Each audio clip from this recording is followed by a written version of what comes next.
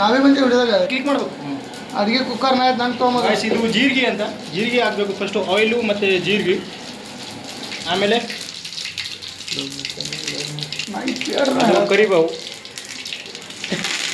This is ಕರಿಬೇವು. This is cooking ಬಾಯ್,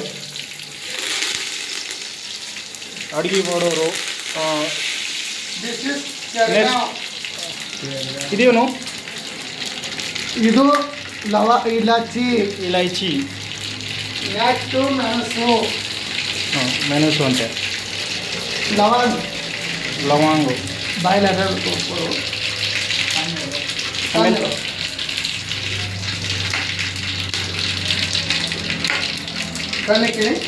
ಆಮೇಲೆ ಇದೇನು? ಈ ಥರ ತಪ್ಪಲ್ ಮಸಾಲ. ತಪ್ಪಲ್ ಮಸಾಲ, ಅದಕ್ಕೆ ಗರಂ ಮಸಾಲ ಅಂತಿರ್ಬೇಕು ಇಲ್ವಾ? ತಪ್ಪಲ್. ಹಾಂ, ತಪ್ಪಲು.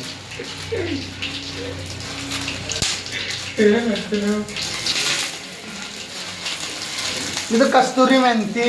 ಕಸ್ತೂರಿ ಮೆಂತಿ ನೋಡಿ, ಈಗ ಈ ಥರ ಮಾಡ್ತೀವಿ ನಾವು ರೆಗ್ಯುಲರ್ ಆಗಿ. ಇದೇನು? ಇದು ಮಸಾಲ ವೆರೈಟಿ. ವೆರೈಟಿ ಮಸಾಲ ಅಂತೆ, ಡಿಫ್ರೆಂಟ್ ಆಗಿ. ಇದು ಚಕ್ಕೆ. ಚಕ್ಕೆ ಅಂತೆ. ನೋಡಿ, ಈ ಥರ ರೆಡಿಯಾಗಿ ಕಟ್ ಮಾಡಿ ತೊಗೊಂಡ್ಬಂದರು. ಮೆಣಸಿನಕಾಯಿ. Next onion. Onion beans. ಇಷ್ಟು ಮಾಡಿ ಎಲ್ಲ ಹಾಕಿ ಫುಲ್ ಫ್ರೈ ಮಾಡಿ, ಚೆನ್ನಾಗಿ ಫ್ರೈ ಮಾಡಿ.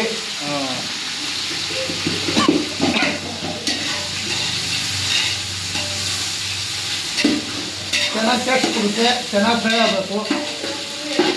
ನೋಡಿ, ಅಕ್ಕಿ ತೊಳಿತಾ ಇದೆ, ಕ್ಲೀನಾಗಿ ತೊಳ್ಕೊಬೇಕು. ಕ್ಲೀನಾಗಿ ನೆಕ್ಸ್ಟು ಆಕಾರ ಮಾಡು.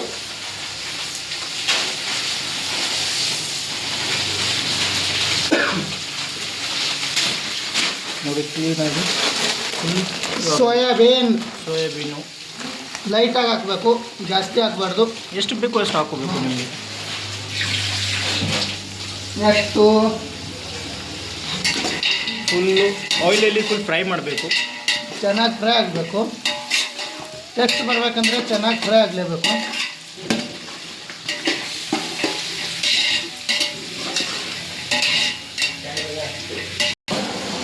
ಶೇಂಗುದಾನ.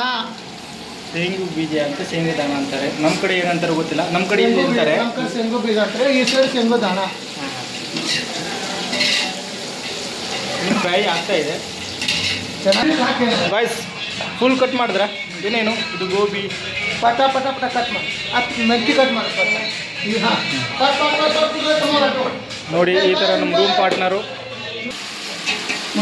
ಬಾಯ್ಸ್, ಆಮೇಲೆ ಆಲೂಗಡ್ಡೆ.